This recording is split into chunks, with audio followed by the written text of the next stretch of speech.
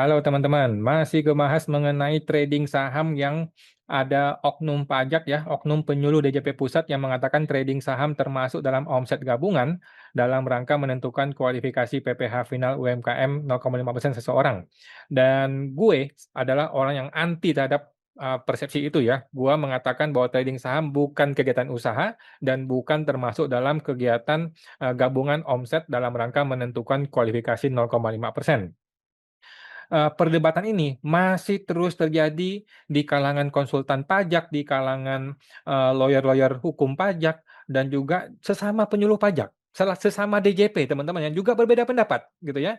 Dan di PP 20, gue tegaskan ya, di PP 20 2026 tidak membahas mengenai trading saham sebagai omset sama sekali. Semua itu hanyalah persepsi pribadi si oknum petugas pajak, si penyuluh pajak DJP Pusat ya.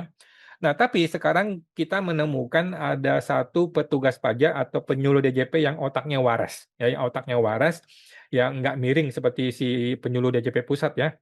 Sangat disayangkan ya. Justru penyuluh di level teknis, di level bawah yang lebih benar, lebih paham hukum, lebih ngerti hukum, lebih waras otaknya ya, teman-teman. Akan gue share ke teman-teman semua. Ini gue ketemu dari teman-teman juga ya. Ini dari Surtrakin ya, Sulawesi Tenggara loh. Luar biasa ya. PP 20 2026, apakah omset jual beli saham termasuk syarat batas final 0,5% ya? Nah, ini penyuluh DJP yang otaknya waras, teman-teman ya, orang yang jujur, orangnya benar, sudah sesuai hukum. Ngomongnya sesuai hukum. Bukan kayak penyuluh DJP pusat ya, yang otaknya udah miring ya, nggak pakai hukum, pakai pendapat pribadi, asumsi pribadi, tetap ngotot ya bahwa trading saham adalah gabungan omsetnya. Itu sangat-sangat meresahkan rakyat ya, meresahkan wajib pajak. Dan Purbaya belum tahu ini ya. Coba kalau Purbaya ditanya ya, apa iya Pak trading saham masuk omset Pak? Ditempeleng langsung si oknum penyuluh DJP itu ya. Oke, ini beritanya teman-teman ya. Ini adalah dari Bapak Hasbullah Akhiri ya, penyuluh pajak KPP Pratama Kendari. Ini gue berani acungin jempol teman-teman ya. Jempol dua, kaki jempol gue gak acungin buat si Pak Hasbullah ya. Dia berani ngelawan penyuluh DJP Pusat. Kenapa? Karena otaknya miring yang di sana. Otaknya salah yang di kantor pusat itu gitu loh. Kalau dia salah, walaupun dia kantor pusat, ya mesti kita lawan. Kenapa? Otaknya miring, nggak pakai otak, nggak waras otaknya, ngomongnya sembarangan, nggak pakai hukum. Nah, sekarang Pak Hasbullah berani nih, berani menggebrak, membuat sebuah penilaian atau publikasi yang sesuai hukum, teman-teman ya. Kita baca. Bagi pelaku UMKM, 0,5% telah menjadi salah satu kemudahan bla bla bla bla bla bla ya. Dengan diterbitkannya peraturan PP 20 sebagai penyempurnaan, terdapat sejumlah penyesuaian penting nih, sejumlah penyesuaian penting yang bertujuan menjaga agar fasilitas ini tetap tepat sasaran dan tidak disalahgunakan. Salah satu pertanyaan paling banyak muncul belakangan ini adalah apakah nilai transaksi jual beli saham ikut dihitung dalam batas maksimal 0,8 miliar per tahun untuk mendapatkan final 0,5%. Jadi tegas ya, ini secara jelas satu artikel ini memang betul-betul menembak langsung kepada argumen tersebut ya mengenai trading saham. Apakah termasuk atau tidak termasuk dalam kategori gabungan omsetnya. Berikut penjelasannya sesuai aturan terbaru ya. Nah, sesuai ketentuan terbaru, dia berani ngomong nih, sesuai ketentuan terbaru. Nggak seperti oknum penyuluh kantor pusat ya, pakai asumsi pribadi, pakai pendapat pribadi, pakai indikator yang aneh-aneh dalam menentukan ini kualifikasi usaha atau bukan usaha. Pakai pendapat pribadi dia, si kampret benar-benar ya si orang itu ya. Pokok-pokok perubahan PP 20 2026. Nah, sebelum membahas secara khusus mengenai transaksi saham, ada baiknya kita memahami perubahan mendasar yang mengatur kelayakan mendapatkan fasilitas ini. Pertama, tarif dan batas omset tetap sama ya. Jadi tarifnya nggak berubah, batas omset tetap sama ya, 4,8 miliar. Dua, subjek yang berhak mendapatkan fasilitas. Ruang lingkup diperjelas agar hanya pihak yang memang membutuhkan kemudahan administrasi yang dapat menggunakannya. Yang masih berhak adalah WP orang pribadi, perseroan perorangan, dan koperasi ya, maksimal 4 tahun untuk koperasi. Yang tidak berhak lagi adalah CV, firma, PT biasa, dan sebagainya, kemudian pekerja bebas ya, kita udah tahu semua ya. Nah, tiga, perhitungan peredaran bruto lebih jelas. Apa definisi peredaran bruto ya? Nah, berbeda dengan aturan lama yang menggabungkan seluruh penghasilan, aturan baru menegaskan bahwa hanya penghasilan dari dua hal. dari kegiatan usaha dan pekerja bebas ya. Usaha yang dikenai 0,5% saja yang dihitung untuk menentukan apakah seseorang masih memenuhi syarat batas 4,8 M. Status transaksi saham apakah termasuk kegiatan usaha? Nah ini nih, ini menjadi isu utama teman-teman ya. Ini adalah inti dari pertanyaan yang sedang dicari jawabannya. Dalam ketentuan perpajakan, penghasilan dikelompokkan berdasarkan sumbernya. Sumber dari usaha, penghasilan, dan juga penghasilan dari modal. Penghasilan dari usaha diperoleh dari kegiatan menjual barang atau jasa secara terus-menerus untuk mendapatkan keuntungan. Penghasilan jenis ini wajib digabungkan dalam perhitungan batasan omset 4,8 M. Ini clear, kita nggak ada masalah. Penghasilan dari modal, ini nih, diperoleh dari penanaman dana atau kepemilikan aset seperti bunga deposito, dividen, dan keuntungan dari penjualan harta yang tidak dijadikan sebagai kegiatan usaha utama. Keuntungan dan nilai transaksi jual beli saham dikategorikan sebagai penghasilan dari modal. Clear ya teman-teman ya? Bukan usaha, modal teman-teman ya. Bukan sebagai penghasilan dari kegiatan usaha. Hal ini berarti, satu, nilai transaksi saham mau 100 miliar, 100 triliun, tidak dimasukin dalam perhitungan batas maksimal omset 4,8 M. Selesai perdebatannya. Clear teman-teman ya. Tetap dikenakan pajak sendiri sesuai dengan peraturan PPh final yang berlaku khusus untuk keuntungan penjualan saham terpisah dari pajak usaha. Jadi saham itu tidak berubah. PPh-nya sama. Oke, lanjut. Contoh sederhana ya, contoh nih. Bapak Ahmad punya usaha toko kelontong, omset 3,2 miliar. Kemudian dia juga transaksi saham 2,5 miliar setahun ya. Totalnya kan sudah 5,7 miliar tuh. Nah, berdasarkan aturan baru di PP 20 ya, yang dihitung untuk syarat kelayakan PPh final hanya omset toko 3,2 miliar. Karena nilainya masih di bawah 4,8, maka Pak Ahmad tetap berhak menikmati tarif 0,5% untuk usahanya. Transaksi sahamnya tetap dikenakan pajak sesuai ketentuan berlaku seperti biasa ya. Kesimpulan untuk Anda, masyarakat ya, lu dan gua kita semua, berdasarkan PP 20 ini dapat ditarik kesimpulan yang mudah dipahami sebagai berikut. Transaksi sahamnya tetap dikenakan pajak seperti biasa. Kesimpulan untuk masyarakat ya. Nah, satu, nilai jual saham tidak masuk dalam perhitungan batas omset usaha, sehingga tidak membuat Anda melebihi batas 4,8 miliar selama usaha Anda sendiri masih di bawah angka 4,8 miliar itu. Selesai teman-teman ya. Nah, meskipun tidak digabungkan untuk syarat gabungan, keuntungan dari saham tetap memiliki kewajiban pajak sendiri sesuai aturan yang berlaku, yang sudah kena 0,5% dan sebagainya itu ya. 0,1% ya PPh final saham. Penyesuaian ini bertujuan agar tarif ringan 0,5% benar-benar dinikmati oleh pelaku usaha kecil tanpa mengganggu hak mereka yang juga memiliki investasi seperti saham. Betul, teman-teman ya. Pengusaha kecil bisa aja loh punya trading saham 100 miliar, bisa loh.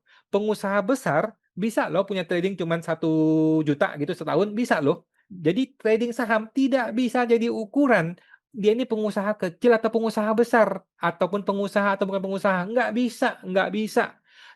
Seorang ibu rumah tangga bisa aja tradingnya 100 miliar, bisa aja. Seorang pengusaha dagang yang tiap hari dagang, bisa aja nggak trading, itu bisa aja, gitu loh. Jadi sama sekali trading saham tidak bisa dimasukin sebagai kategori usaha, apalagi menjadi gabungan omset dalam menentukan kualifikasi 0,5%. Nggak pakai otak itu si penyuluh kantor pusat itu teman-teman ya, nggak usah didengerin teman-teman ya. Ini yang benar nih, si bapak ini yang benar ya. Gua salut sama bapak ini ya, berani dia ngelawan kantor pusatnya ya. Ya emang dia betul kok. Kalau betul ya nggak usah takut ya. Di sana yang salah kok, gitu. Nah, dengan aturan yang lebih jelas, diharapkan wajib pajak dapat menjalankan kewajiban dengan lebih tenang, lebih tertib, dan sesuai dengan ketentuan yang berlaku, teman-teman ya. Sumbernya adalah PP 20 2026 ya, bukan sumber yang aneh-aneh, bukan imajinasi si petugas pajak, bukan imajinasi si oknum pajak, teman-teman ya. Jadi clear, teman-teman ya. Terima kasih kepada Pak siapa tadi? Bapak Hasbullah Akhiri ya, mudah-mudahan dia betul-betul diangkat jadi juru penyuluh DJP pusat ya, gantiin si Ramatullah Barkat ya. Si Ramatullah kita buang aja deh ke pulau apa? Pulau Epstein atau apalah itulah secara Purbaya lah. Intinya jangan di kantor pusat ya, bikin rusuh, bikin salah lagi dia punya argumennya, pakai argumen pribadi pula ya. Seluruh negara jadi kacau gara-gara si oknum itu ya. Waduh. Oke. Ini adalah video dari Pajak Smart gabung dengan IWPI yang judulnya adalah "Jangan Ubah Investor Saham Jadi Pengusaha Saham" ya. Ini dari Bapak Sujono ya, betul-betul luar biasa beliau ini memberikan pandangannya ya, bahwa investor saham bukan seorang pengusaha saham ya. Jadi bukan usaha, trading saham bukan kegiatan usaha ya menurut Pak Sujono. Bagaimana teman-teman berpendapat di komentarnya, kita nonton. Sangat setuju, trading tidak termasuk objek usaha. Yes, setuju ya. Waka waka waka. Cara anak SMA naikin pajak. Kalau profesor doktor, itu gimana caranya agar banyak bisnis berkembang di Indonesia, terus didorong masuk bursa. Otomatis investor akan masuk, kan udah ada PPN. Semakin banyak keuntungan dari dividen, semakin banyak pajak yang didapat. Emang pada nggak bisa mikir berat ini pemerintah. Pemikiran anak SMA kalau gini, wah kakak. Oke.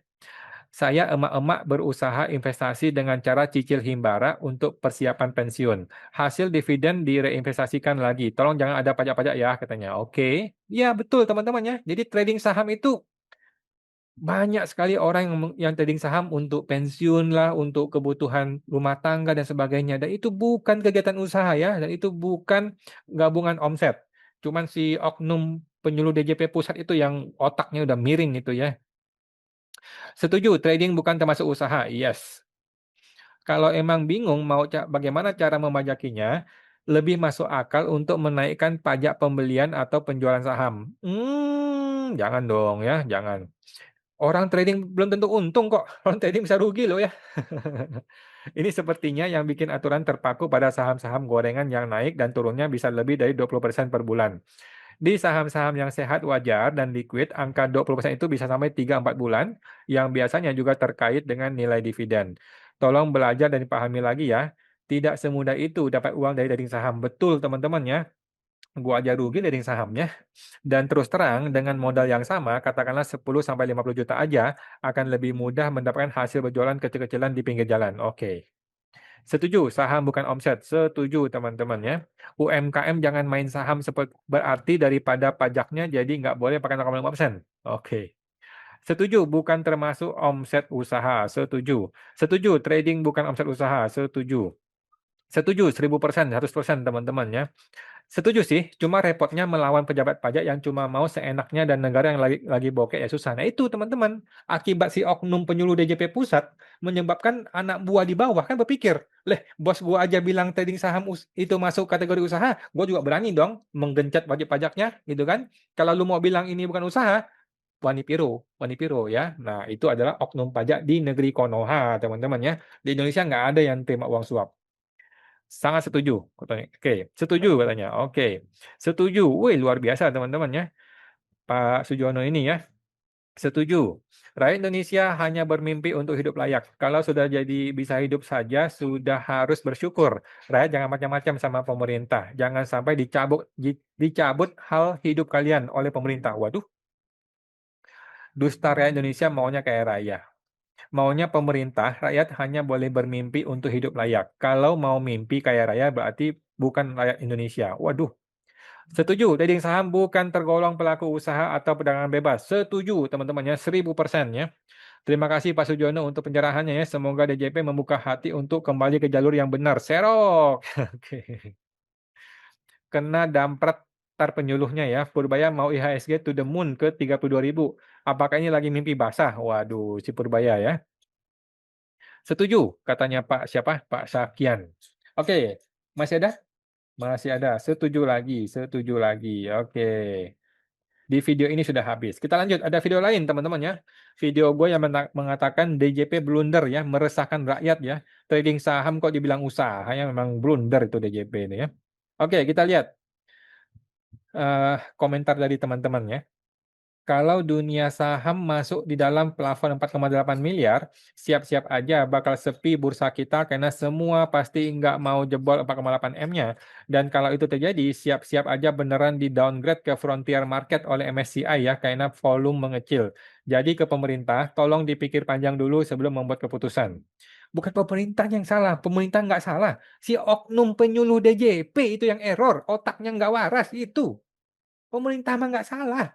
PP 20 nggak salah. Tidak ada pasal di PP 20 yang menggunakan indikator self assessment, indikator niat, indikator frekuensi transaksi itu nggak ada. Ini tuh diciptakan oleh imajinasi si oknum penyuluh DJP pusat gitu loh. Sedangkan si penyuluh DJP yang ini sudah betul nih, si Pak Hasbullah ini sudah benar nih, sesuai hukum, otaknya waras, otaknya lurus, udah benar dia. Aduh, tolong dinepalkan aparat pajak, jangan ya, jangan main kekerasan teman-teman. Yang bingung itu pemerintah, tak ada duit maunya apa-apa dijangkau, oke. Jual beli lendir masuk kategori nggak ya? Yang tugas mereka cari upeti dengan segala cara. Namun, untuk mereka nggak usah bayar pajak. Sistem di Indonesia amburadul sehingga orang sudah malas investasi di negeri dagelan. Oke. Rakyat semakin lama semakin miskin. Yang paling menderita adalah golongan menengah. Padahal golongan menengah lah yang mempengaruhi perekonomian. Ganti DJP katanya. Oke. Niatnya wakak-wakak. Copet dan pemalak itu ya DJP yang dilegalisir zolim. Oke. Nanti orang berak pun kena pajak. Ini ngawur sepertinya video Vincent Lianto. Katanya dia itu trading saham tetap digabung dengan omset tuh. Oke, mohon maaf nih teman-teman ya. Jadi Pak Vincent pun di video YouTube-nya mengatakan itu adalah pendapatnya oknum petugas pajak, bukan pendapat pribadi dia, ya. Bukan pendapatnya si Pak Vincent, tapi itu pendapat dari si penyuluh DJP ya. Mohon maaf nih. Coba nonton lagi videonya yang benar ya.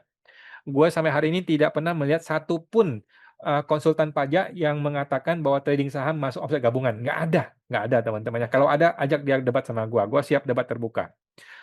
Bukti bahwa petinggi-petinggi itu ternyata bodoh, kurang literasi, naik pangkat bukan karena kompeten. Waduh, padahal sudah loh trading itu ya, banyak kalahnya siapa yang tanggung. Ya betul, trading itu nggak selalu untung ya. Masalahnya kalau trading kalah, banyak terus gimana itu DJP? Apakah dapat cashback? Mimpi dapat cashback ya. Bukankah transaksi trading itu sudah dipajaki 0,1% ya? Betul ya. Ini tidak menambah pajak ya, tidak. Apakah bisa bahas sensus ekonomi? Nggak usah bahas sensus ekonomi ya. Gue bingung deh sensus ekonomi itu ya. Ada orang tanya gue, sensus ekonomi. Gue perlu jawab atau nggak perlu jawab ya? Aduh, pendapat pribadi gue teman-teman ya. Mending lu ngurusin anjing, ngurusin kucing, ngurusin istri, ngurusin anak, ngurusin pekerjaan, ngurusin bisnis, cari cari makan yang banyak, cari duit yang banyak gitu loh. Ngapain ngurusin yang begituan? Ih, orang-orang ini ya. Aduh, bukan berarti gue suruh lu nggak usah ikut sensus ya teman-teman ya. Kalau trading masuk omset, saya exit dari investasi saham. Pasti IHSG jatuh ya. Ya iya. Siapa nama oknumnya? Pengen tahu orangnya. Namanya Ramatullah Barkat ya. Oknum dari penyuluh pusat DJP ya. Sampai hari ini belum mau minta maaf ya dia itu ya. Kalau rugi mau dipajakin juga. Kalau ruginya ditanggung institusi pajak. Ya oke. Sebegitu desperate-nya pemerintah nyari dana tambahan buat MBG dan Kopdes. Oke. Niatnya cari keuntungan. Wah, kakak, emang orang main saham nyari pahala katanya. Semua juga nyari untung. Ya betul ya, masa niat jadi indikator ya tolol banget itu si oknum itu ya. Jadi pejabat aja nyari untung. Apalagi main saham yang memang tujuan utamanya ya nyari untung. Kata kunci dari main saham itu untung. Setuju, betul. Masa niat dijadikan indikator masuk usaha memang si oknum itu ya. Kalau rugi ikut urunan nggak DJP ya? Oke. Saya harap viral dan bursa hancur, investor banyak keluar jikalau aturan asal tafsir ini berlaku ya. 100% nggak bakalan disentuh tuh bursa saham IHSG.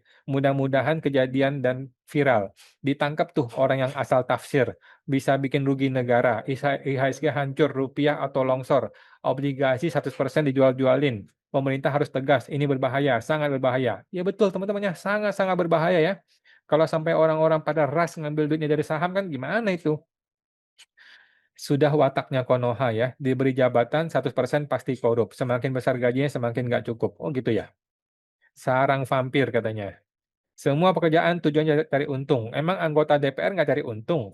Dunia usaha rugi, DJP nggak percaya. Kalau untung juga dicurigai. Maunya gimana, Suy? Oke. Kan udah dibilang rakyat tidak bermimpi kaya katanya. Oke. Si penyuluh nggak punya kepemilikan saham, padahal sudah masuk pajak final. Nggak tahu kali dia. Oke. Investor kabur sudah. Waduh. Transaksi saham sudah dipajaki 0,1% proses dan bersifat final. Jadi ini bukan objek pajak penghasilan orang pribadi atau badan usaha. Jadi mohon maaf nih ya Bapak-Bapak, pendapat si oknum penyuluh itu tidak bermaksud untuk menambah pajak ya, bukan. Maksud dia adalah omset trading saham akan digabung menjadi gabungan omset dalam rangka menentukan kualifikasi, boleh atau nggak boleh pakai final 0,5%. Halah, cek aja tuh rumah-rumah pegawai pajak ya, hasil rampok duit rakyat semua itu. Waduh, kalau kata Presiden omon-omon, saham itu judi, tapi DJP mau ngajakin trader, artinya negara pengen juga duit judi. Waduh. Kiamat dan kesulitan negara datanglah dengan keras dan ke keluarga para DJP, jangan gitu dong. Pajakku sesat tuh berulang kali asal tafsir ya, mohon maaf ya pajakku ya. Tinggalkan bursa efek secepatnya, kasih pelajaran pejabat-pejabat tolol. Oh gitu ya. Negeri paling bobrok sejagat raya yang hidupnya dari hasil memeras keringat rakyat. Waduh. Udah benar berbahaya ya, mending diam diam pejabat-pejabat ini, bacotnya bikin rusuh. Waduh. Setiap transaksi sudah kena pajak 0,1% beli dan 0,1% jual ya, dari sekali transaksi jual beli. Logikanya semakin liquid IHSG, semakin besar penghasilan negara. Walaupun retail trader cuma modal 25 juta, asal tiap hari transaksi beli dan jual sudah otomatis memberikan pajak setidaknya 10 juta per tahun. Oke. Yang seharusnya ditekankan DJP adalah dari sekian banyak sekuritas yang ada, apakah semua itu benar-benar terkait penyaluran pajak yang sudah dipungut dari kita? Oke. Nah, benar tuh. Seingat saya, tiap trading kayaknya sudah dikenain pajak sendiri ya. Dengan negara defisit, rakyat disuruh nanggung semuanya. Yang pesta pora bagi-bagi duit negara pada pejabatnya. Kan bikin emosi dengarnya. Oke. Tanya dong, punya tabungan falas dijual dengan nominal rupiah. Lebih besar dari nominal rupiah beli. Bagaimana perlakuan pajaknya? Oke, sudah dijawab oleh Pak Veteran. Kena pajak progresif umum dari keuntungan selisih kurs. Setuju ya teman-teman ya. Yang trading jual beli jak belum tentu untung, malah cut loss ditambah pajak lagi, makin boncos katanya. Oke. Kalau loss dikasih ganti rugi sama DJP.